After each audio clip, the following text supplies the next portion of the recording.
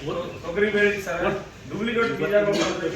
Report ಏನೇನು ಹಾಕಿದ ಅಧಿಕಾರಿಗಳು ಏನಾಯ್ತು ಸರಿಯಾಗಿ ರಿಪೋರ್ಟ್ ಹಾಕಿಲ್ಲ ಅದರ ಸಂಬಂಧ ತೊಗರಿಗಳು ಏನಾಯ್ತು ಎಲ್ಲ ನಾಶ ಆಗಿದೆ ಅದರ ಬಗ್ಗೆ ಮನೆ ಕೊಟ್ಟಿದ್ದೀವಿ ವಿಧಾನಸೌಧ ಮನೆ ಕೊಟ್ಟಿದ್ದೀವಿ 20 ತಾರೀಕಿಗೆ ನಾವು ಶಿವ आहिस्ता है। मैं अल्पसंख्यक कल्याण इलाके भैरव नगर में काम करती थी। 5 साल से मैं वहाँ काम कर रहा था एक ही जगह। हमारे बच्चों के साथ हमारी ज़्यादा तकरार भी थी हॉस्टल में।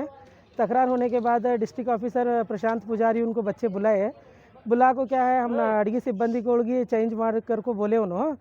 चेंज करो कर को बोले के बाद में उन आ को क्या बोले क्या भी हम ना समझे नहीं क्या नहीं चुप आ को भर चेंज कर को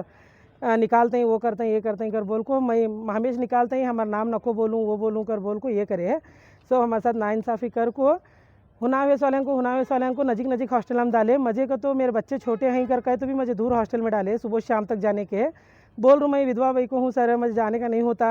मुझे दूसरे हॉस्टल में डालो कर को सबके पास गई मैं सबको विनती करी तो भी क्या भी मुझे ये रिस्पॉन्स नहीं मिला। उसके बाद मैं ऑफिस को गई ऑफिस को जाकर सर मुझे वहाँ काम नहीं होता मुझे दूसरे जगह डालो मेरे बच्चे छोटे हैं घर में कम संभालने वाले कौन नहीं बोले तो भी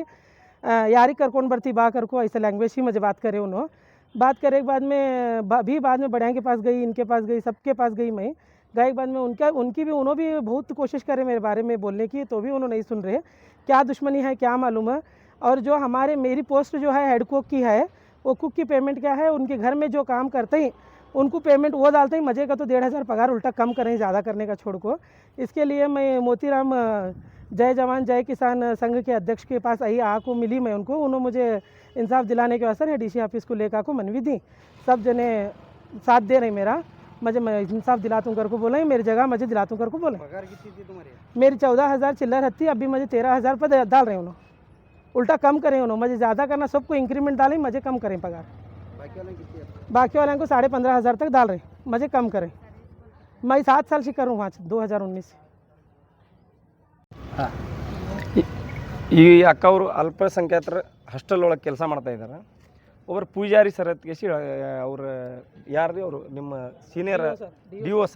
ಡಿ ಒ ಪೂಜಾರಿ ಸರ್ ಕೇಸಿ ಇದ್ದಾರೆ। ಆ ಪೂಜಾರಿ ಸರಿಗೆ ಅವ್ರು ಭೀ ಅಕ್ಕ ತಂಗಿ ತಾಯಿ ತಂದೆ ಇರ್ತಾವೆಲ್ಲ ಆ ರೀತಿ ಒಂದೊಂದು ಹೆಣ್ಮಕ್ಳಿಗೆ ಟಾರ್ಗೆಟ್ ಮಾಡ್ಕೇಸಿ ಅವ್ರಿಗೆ ಇದು ಮಾಡಬಾರ್ದು ಅವ್ರಿಗೆ ಸರಿಯಾಗಿ ನ್ಯಾಯ ಒದಗಿಸ್ಕೊಡ್ಲಿಕ್ಕಂದ್ರೆ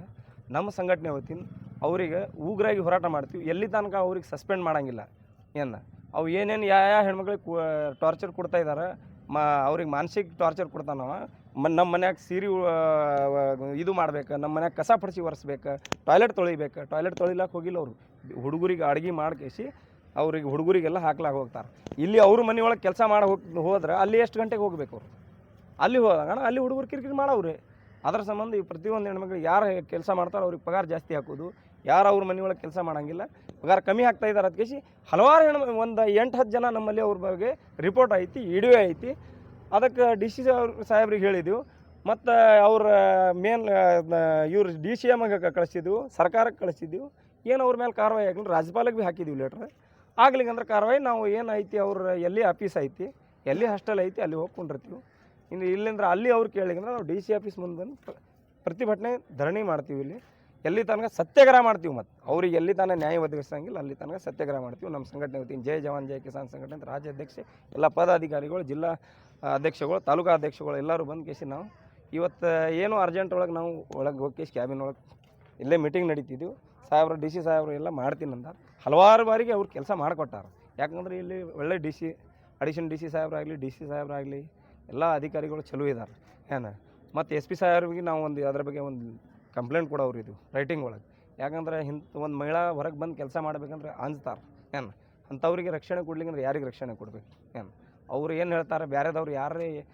ಇಲ್ಲಿ ಲೋಕಲ್ MP MLA ಮಾಜಿ MLA MP ಗಳು ಇದ್ರೆ ಅವ್ರು ಫೋನ್ ಹಚ್ಚಿದ್ರೆ ಭೀ ಅವ್ರು ಕಿಮ್ಮತ್ತು ಕೊಡೋಂಗಿಲ್ಲ ಅವ್ರು ಏನು ಅವ್ರಿಗೇನು ಕೋಡ್ ಬಂದಾವೇನು ಹಾಂ ಅವ್ರ ಮನ್ಯಾಗ ಭೀ ತಾಯಿ ತಂದೆ ಇರ್ತಾವೆ ಆ ರೀತಿ ಅವ್ರು ಮಾಡಬಾರ್ದು ಇವ್ರಿಗೆ ಕ್ಷಮೆ ಕೇಳಬೇಕು ಕ್ಷಮೆ ಕೇಳ್ಕೇಸಿ ಅವ್ರಿಗೆ ಕೆಲಸ ಎಲ್ಲಿ ಕೆಲಸ ಮಾಡ್ತಿದ್ದು ಅಲ್ಲೇ ಹಾಕ್ಬೇಕು ಅವ್ರು ಟೈಮ್ ಮಾಡ್ಲಿಕ್ಕಂದ್ರೆ ಅವ್ರು ಸರಿಯಾಗಿ ಕೆಲಸ ಮಾಡ್ಲಿಕ್ಕಂದ್ರೆ ಅವ್ರು ಹೇಳಿ ನಾವು ಹೇಳ್ತೀವಿ